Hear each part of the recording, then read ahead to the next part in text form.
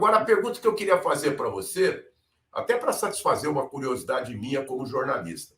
A diferença de ser jornalista de uma revista espetacular como a Veja, que saía nos finais de semana, e de um jornal espetacular como o Jornal da Tarde e que era diário.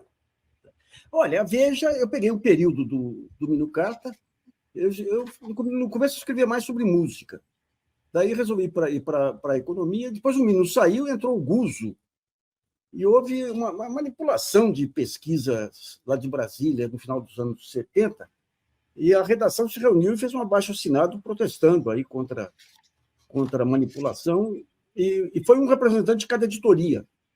E eu acabei, embora eu fosse repórter iniciante, acabei indo representar a economia e fiquei com a cabeça a prêmio na Veja. Mas a Veja era o seguinte, você não tinha... A Veja ela criava um mundo à parte, porque você tinha reunião de pauta, e na reunião de pauta você pensava as pautas e as matérias, e você fazia uma dramaturgia das matérias. Então, você não tinha um acompanhamento, aquele acompanhamento da informação pesada.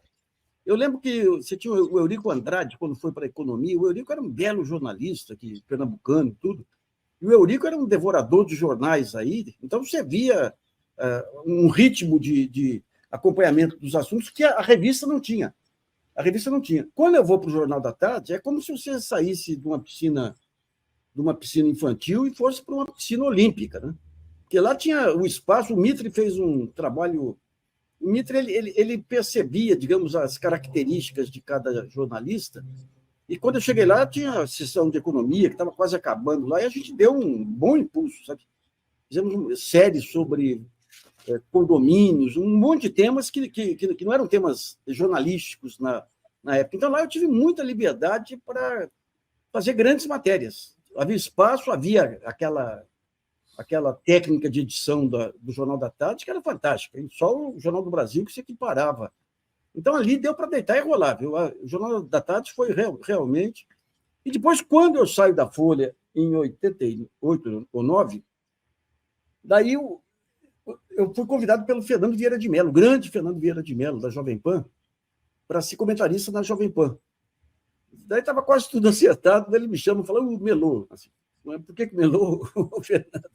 Ele falou, porque o ACM deu um canal para o Tutinha e para o Digênio, e você não vai ter espaço para você, porque você é o maior crítico aí do Sarney. Né?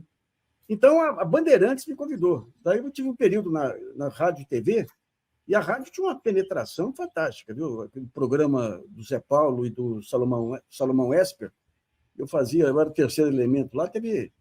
Então, ali, o rádio, você tinha realmente uma penetração que pegava tudo, todo o interior de São Paulo, pegava o sul de Minas. Né? Então, ali foi uma experiência interessante ali.